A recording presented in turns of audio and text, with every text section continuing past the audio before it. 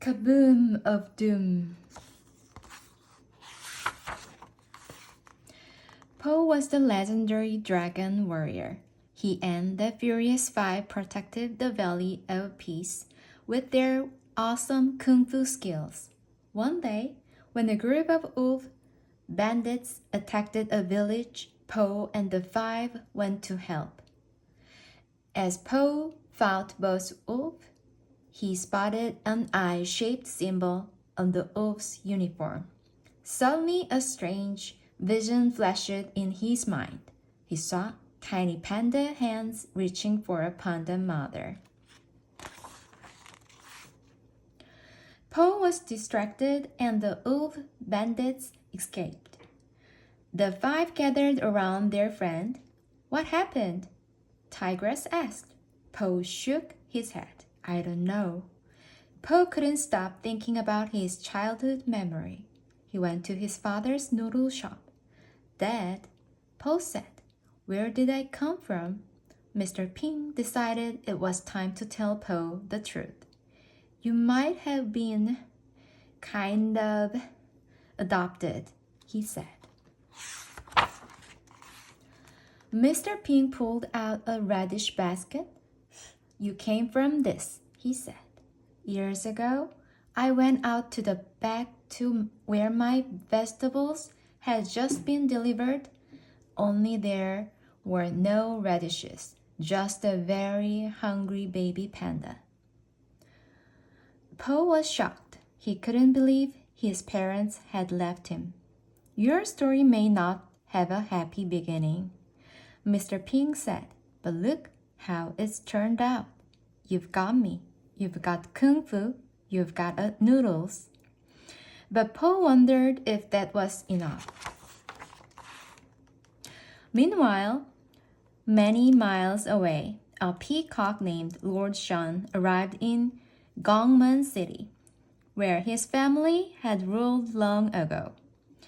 "Leave my house," he ordered the current rulers, masters, Rhino, Ox, and Crocs. But the great kung fu masters refused to go. Shan used a huge turbo cannon against Master Rhino. All that remained was his hammer. Shan and his army moved into Peacock's palace. "All of China will bow before me," Shan said. But Shusader warned him that a great warrior of black and white would defeat him. When Xinfu heard what had happened, he sent Po and the five to Gongmen City. On the journey, Po told Tigress that his dad wasn't his real dad. Tigress tried to help Po focus and find inner peace as Master Xinfu had instructed. When they arrived in Gongmen City, Po and the five saw wolf soldiers everywhere. Po saw Boss Wolf climb into a rickshaw. Po and the five chases him to Shan's palace. At the palace, they were outnumbered by the wolf army. "We surrender," Po said. The wolves took Po and the five to see Shan. As Po and the five were led to the palace, Po thought about Master Rhino.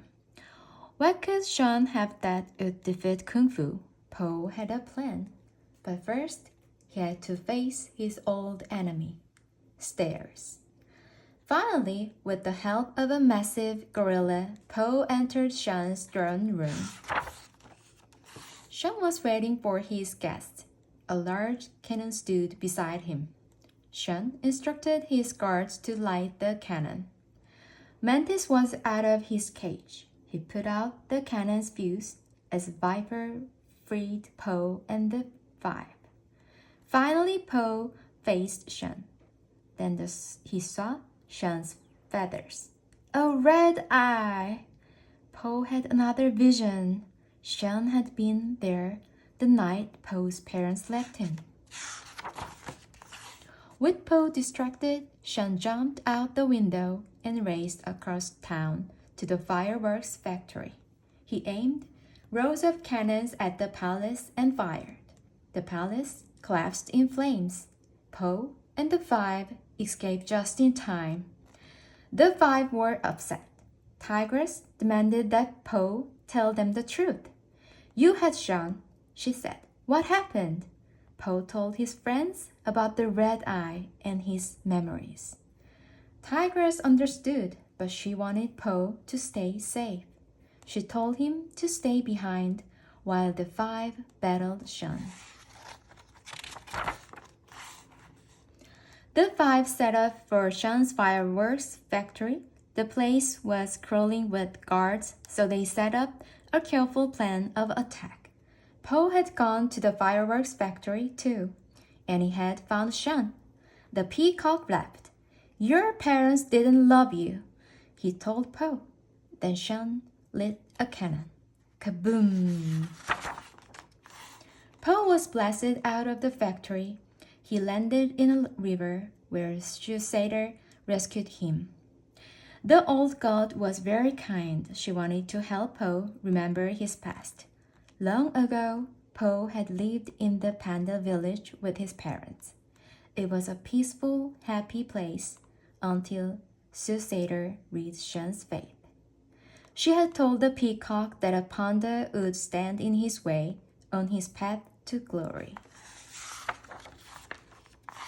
When Po was just a baby, Sean and his army had invaded the panda village, set fire to the homes.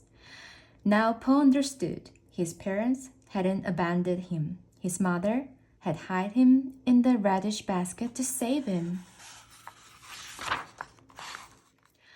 Knowing the truth helped Po find inner peace. He balanced a single water drop in his hand. As Master Shinfu had taught him, that drop didn't break.